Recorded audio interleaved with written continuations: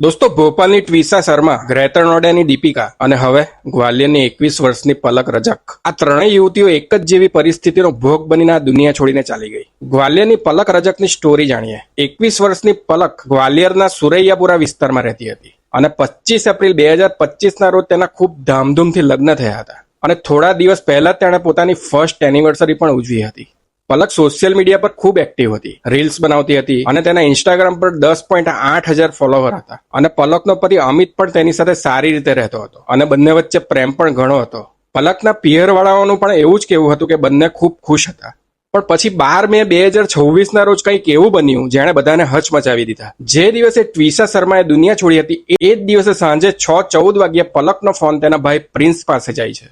ભાઈ ફોન ઉઠાવે છે તો પલક રડતા રડતા કહે છે, ભાઈ હું બહુ પરેશાન થઈ ગઈ છું, મને અહીંથી લઈ જા. ભાઈ ગભરાઈ જાય છે અને તરત જ પલકને લેવા નીકળી પડે છે. પણ માત્ર અડધા કલાક પછી સાંજે 6:45 વાગ્યે પલકના પતિ અમિતનો ફોન તેના પિયરવાળાઓ પાસે આવે છે અને એ કહે છે પલકે ફાંસી લગાવી દીધી. शाम को 6:45 वो 6:14 पे और 6:45 मैं लेने आ रहा था उनको. जब तक तो मैं पहुंचा नहीं उनसे पहले उन्होंने बोल दिया इसने वो कर लिए.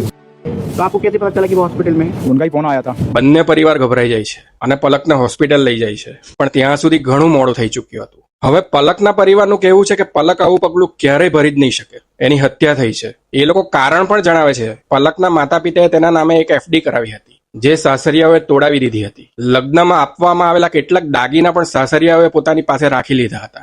उनकी सास परेशान करती थी, देवर परेशान करते थे, तो ये क्या चाहते थे? पैसा चाहते थे? डिमांड मांगते थे कार ले आओ. कार की डिमांड? हाँ, FD दी थी 1 लाख की.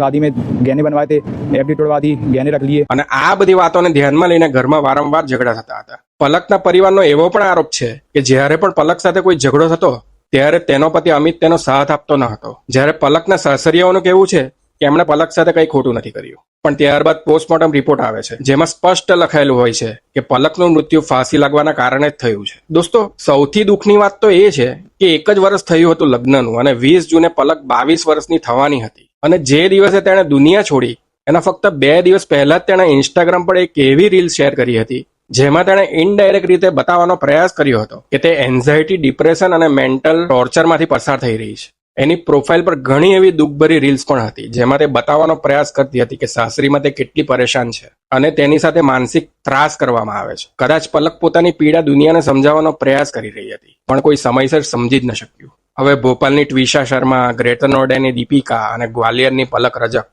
આ ત્રણેય નામ એક જ દુઃખદ યાદીમાં જોડાઈ ગયા છે. પણ દોસ્તો, તમને શું લાગે છે? તમે તમારા વ્યૂઝ જરૂર આપજો કમેન્ટમાં.